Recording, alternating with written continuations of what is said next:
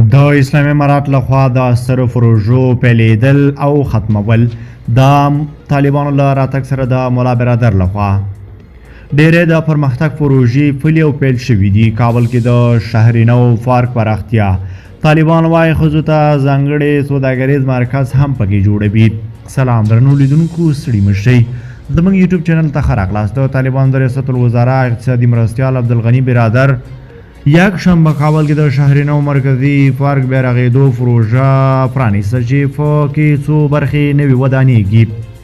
د ملا عبدالغني برادر له دفتر څخه په خپاره شوې خبرپاڼه کې راغلي د شهر نو پارک د بیا رغونې په پلان کې تر ځمکې لاندې سوداګریز مرکز، د پارک په څنډه کې سوداګریز کمپلیکس، د ښځینه‌و لپاره ځانګړی سوداګریز مرکز، د فوټسال لوبغاړو تفریحي ځایونه، رستورانټونه، مسجد او د لامبو حوض شامل دي.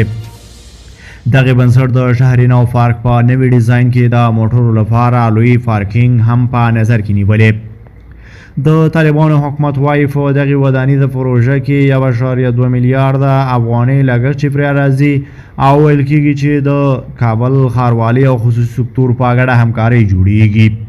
د اسلامي امارت حکومت د اقتصادي مرستیال دفتر څخه په خبره شوې خبرپاڼه کې ټینګار شوی چې دا پارک به په 3 کلونو موده کې په اساسي ډول ورغول شي. د اسلامي امارت حکومت د وروستیو کې څو پراختیايي پروژې پیل کړي چې یو شمېر خلکو ته یې هم په یو نه یو بڼه کاري زمینې برابرې کړې دي.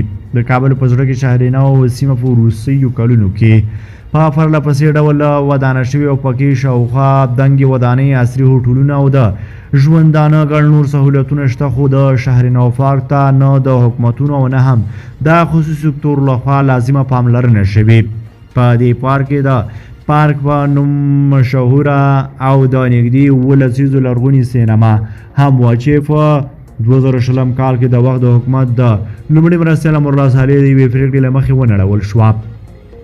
هغه مهال هم د دې پارک د بیا رغېدو او هلته د نویو امکاناتو د جوړېدو پلان و.